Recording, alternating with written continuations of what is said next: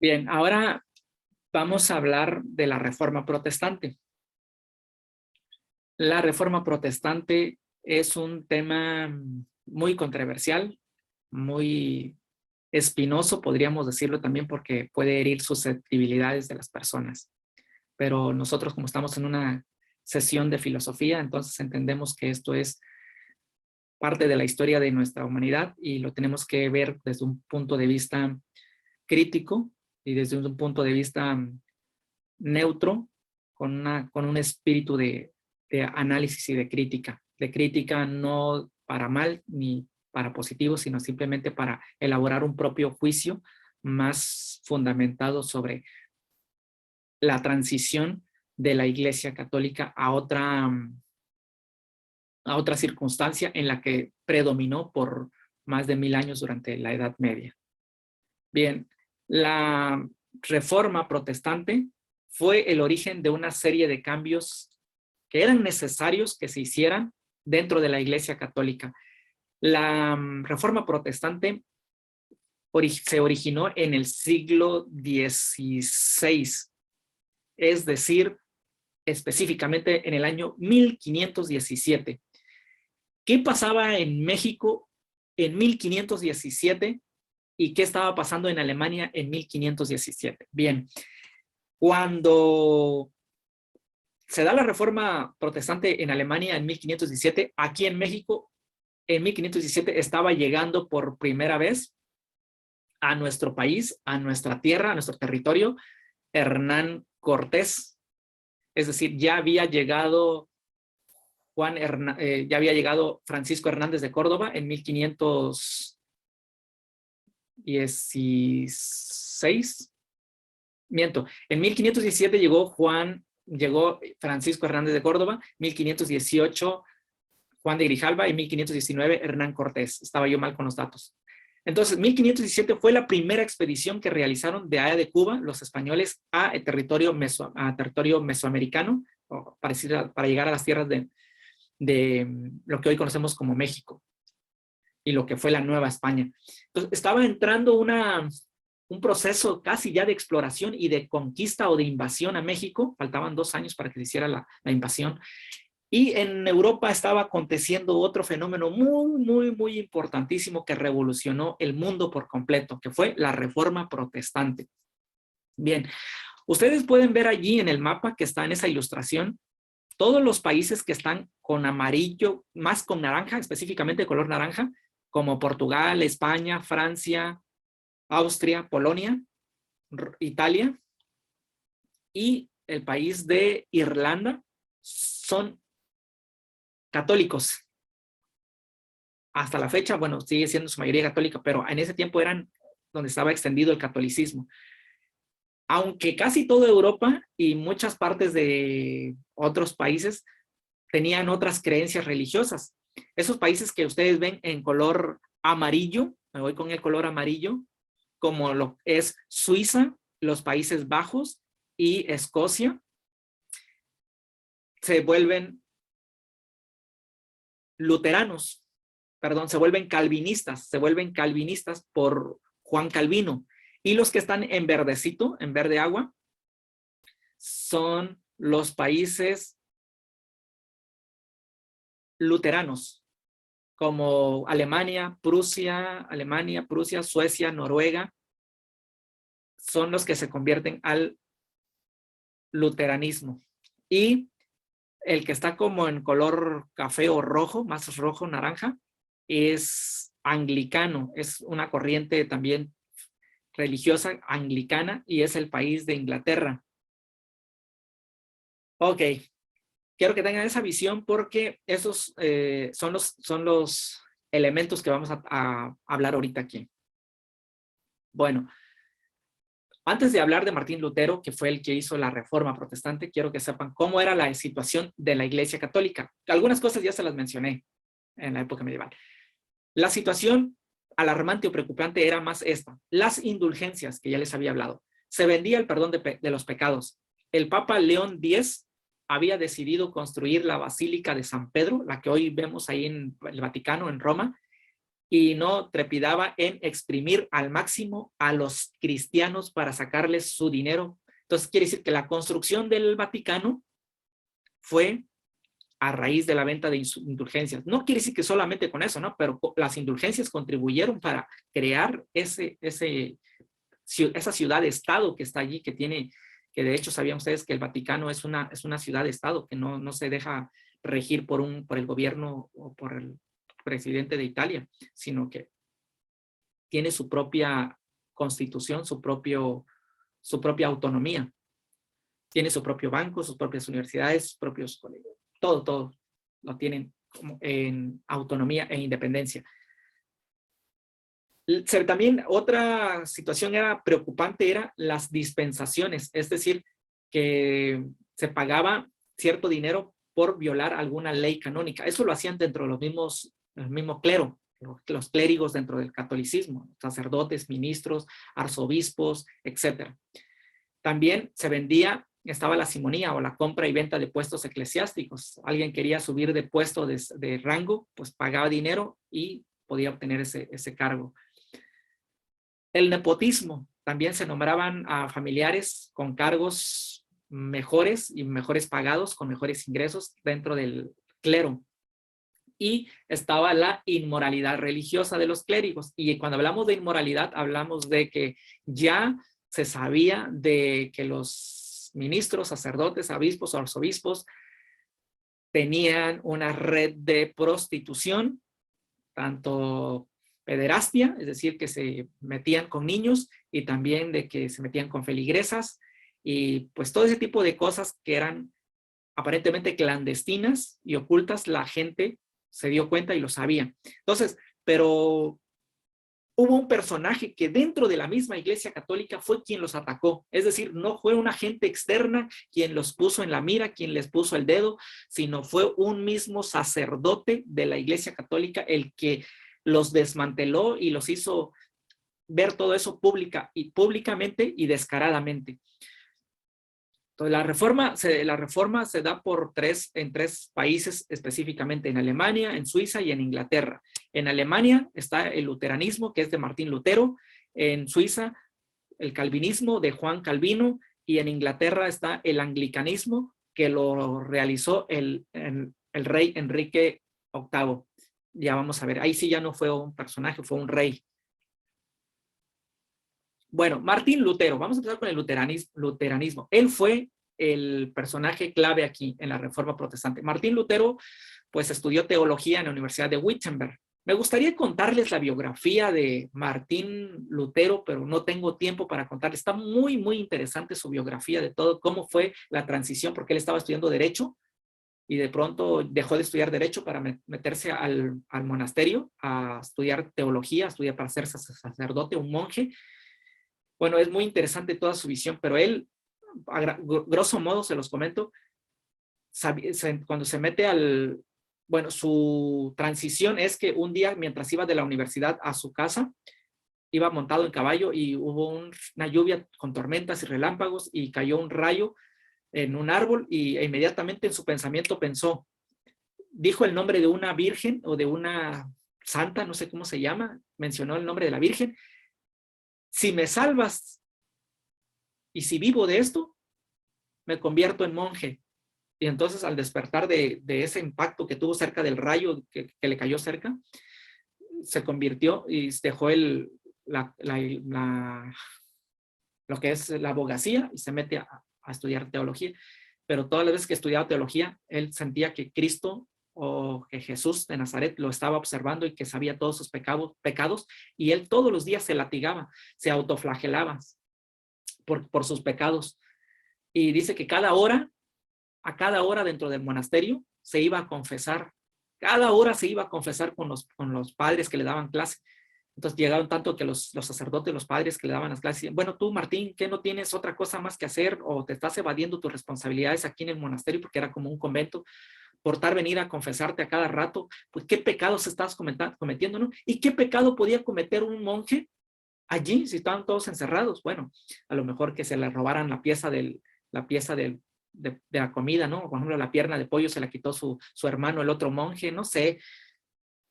o algunas otras cosas, atrocidades que él ya estaba viendo allí. Bueno, el chiste está que después él termina su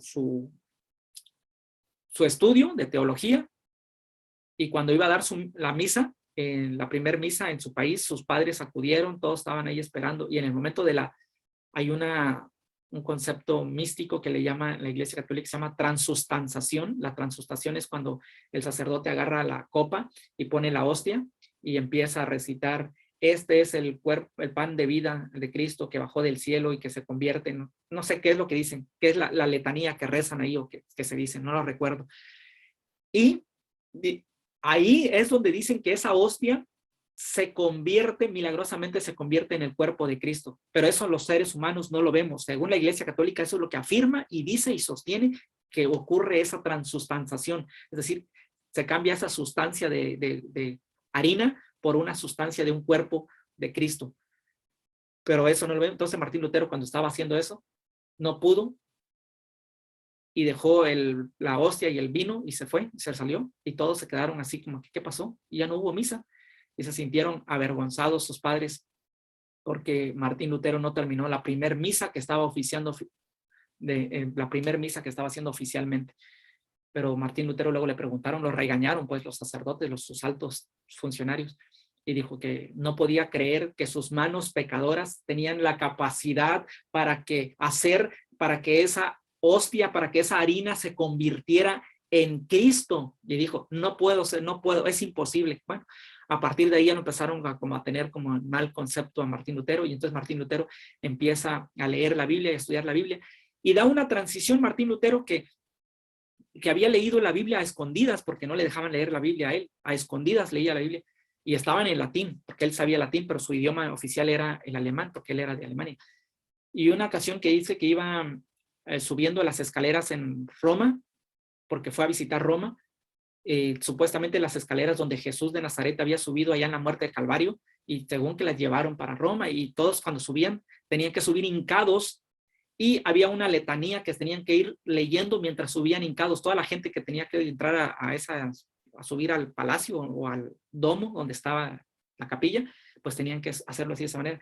Y mientras Lutero iba hincado leyendo eso, recordó un pasaje de la Biblia que decía: los justos por fe vivirán.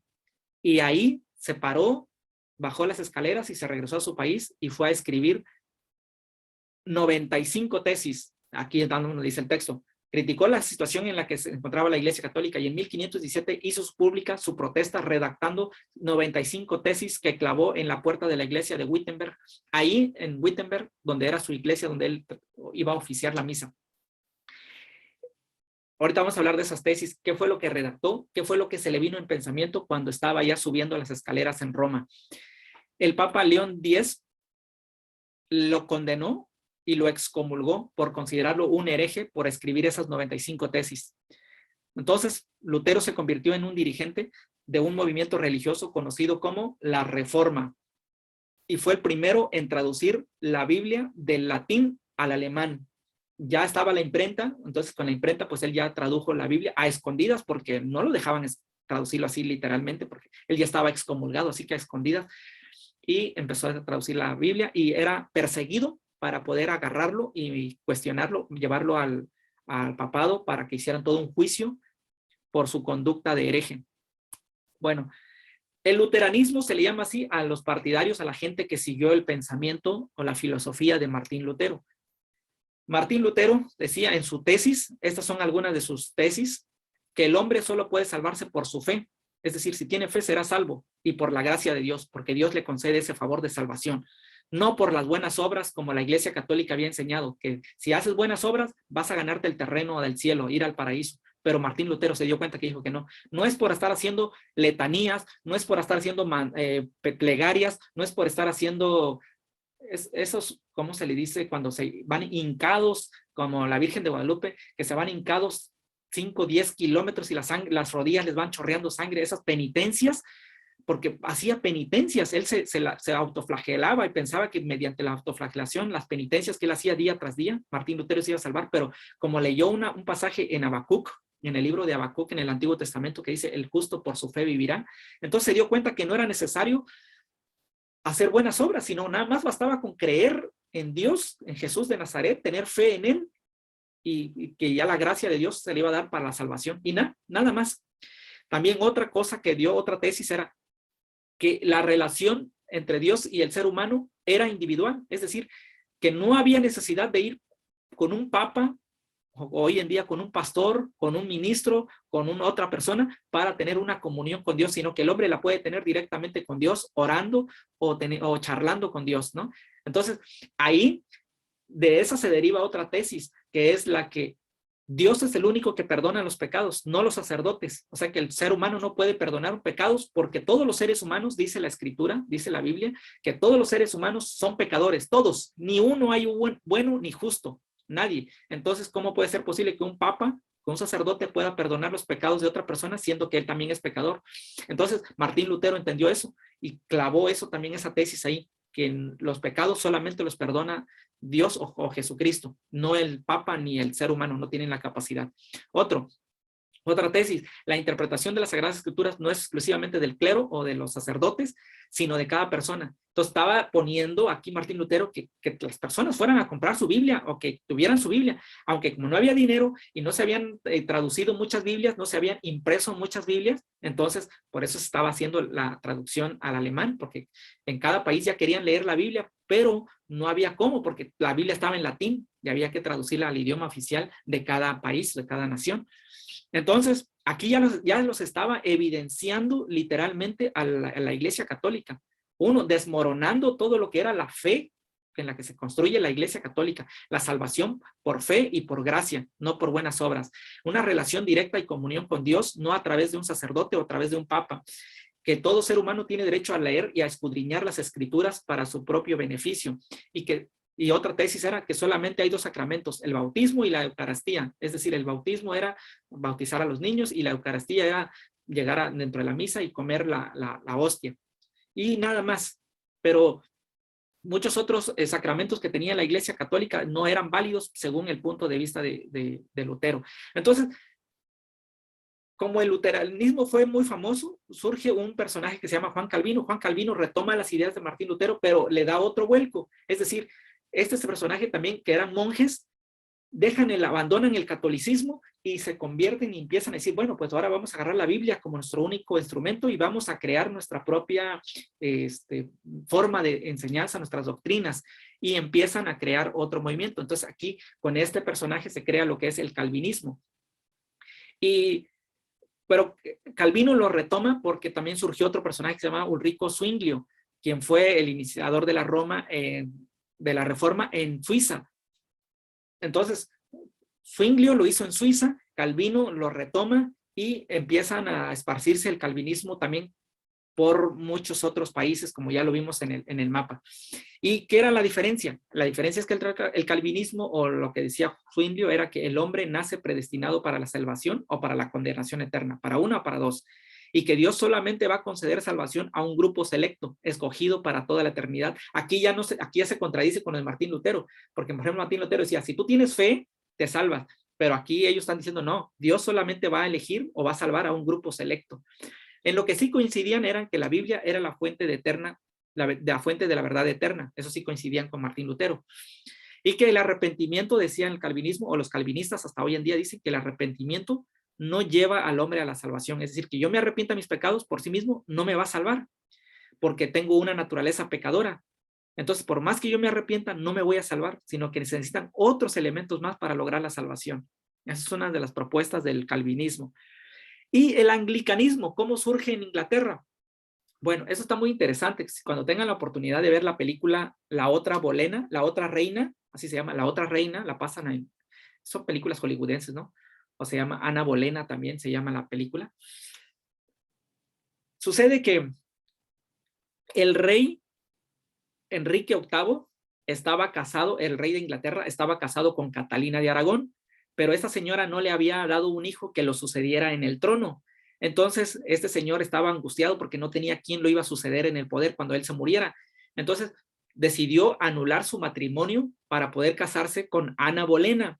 Pero para poder casarse con Ana Bolena, él tenía que pedirle permiso a la Iglesia Católica. Como él era católico y era creyente, y en la Iglesia Católica hay un sacramento que es el matrimonio para toda la vida. Si ya te casaste por la Iglesia, ya no te puedes volver a casar por otro medio, porque ya es un contrato de por vida que haces con Dios, según ellos, ¿no? Bueno, entonces el rey le pidió al Papa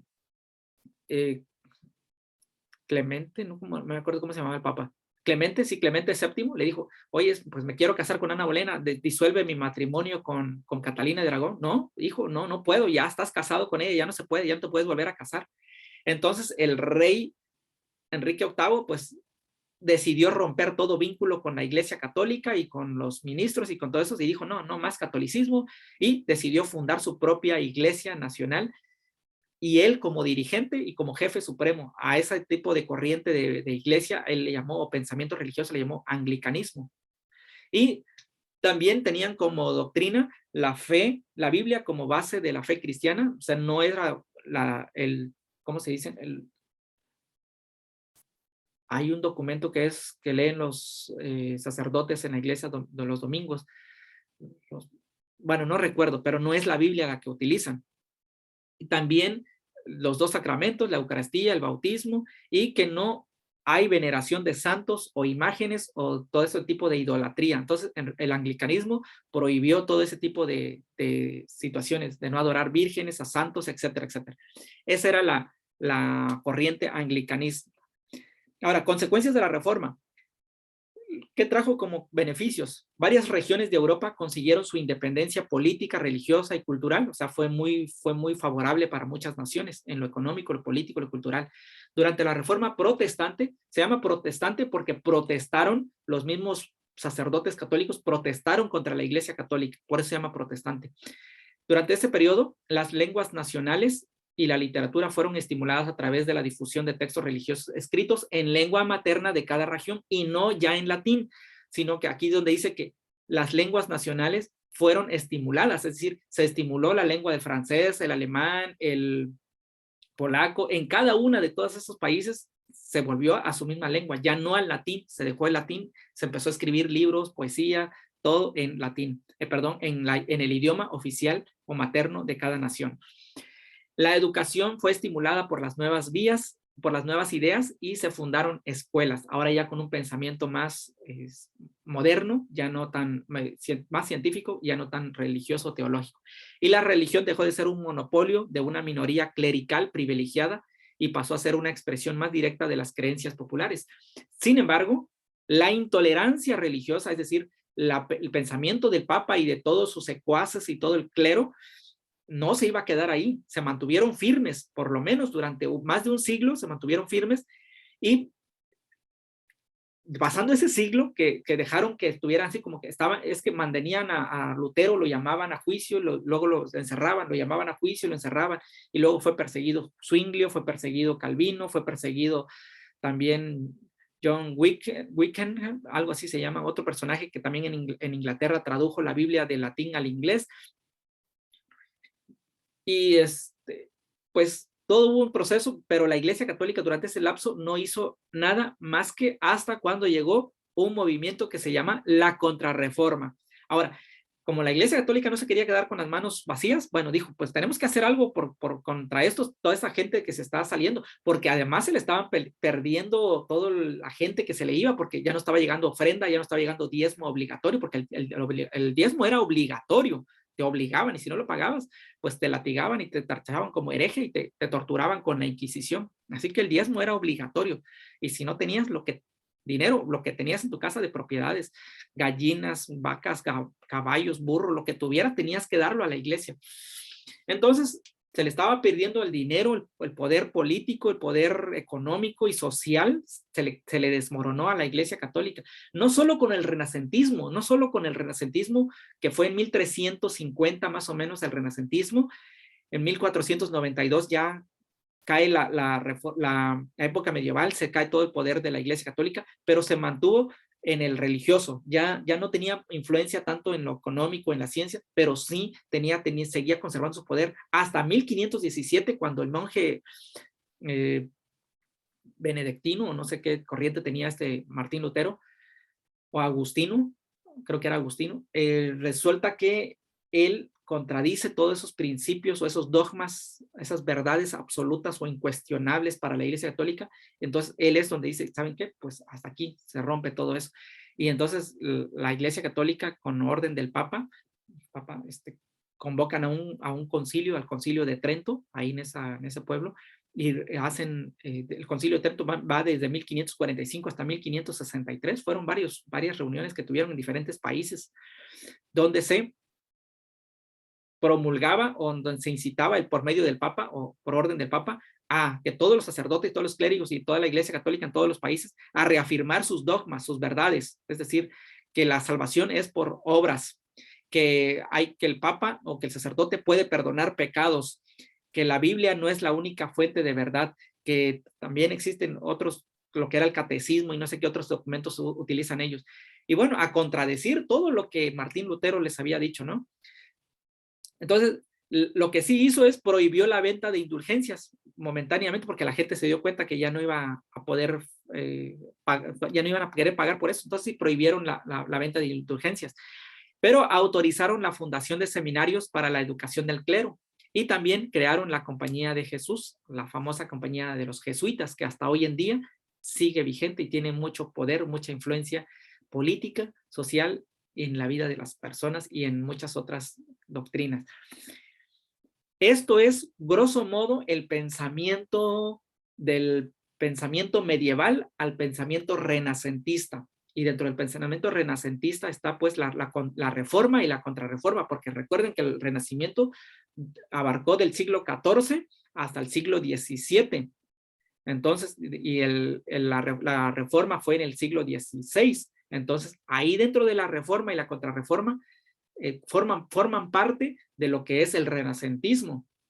Entonces, son movimientos de pensamiento, son filosofías humanas donde el ser humano revoluciona su pensamiento, sale de esa conformidad, de esos estados mentales que los tenía aprisionado la influencia papal, la influencia católica, despiertan y rompen con todo eso, ¿no? Y luego ya vamos a ver en las otras clases cómo, les voy a hablar un poquito del modernismo, qué repercusiones tuvo lo que es el renacentismo, porque a raíz de ahí se viene lo que es la Revolución Francesa, la Revolución Industrial, la independencia de las 13 colonias de Estados Unidos con los ingleses, y a raíz de eso también viene la independencia de México con los españoles, de los 300 años que tuvieron aquí, más 302 años que tuvieron dominados los españoles a nuestros ancestros. Es decir, todos estos movimientos fueron fundamentales en la vida del hombre para poder evolucionar, para poder transicionar, para poder tener lo que hoy tenemos como mundo. Entonces son fenómenos que han acontecido, pero maravillosamente, lo digo así porque en nuestros tiempos no hemos visto que hayan estos cambios, que se den estos movimientos que sean abruptos en cuanto a la forma de pensar y de razonar.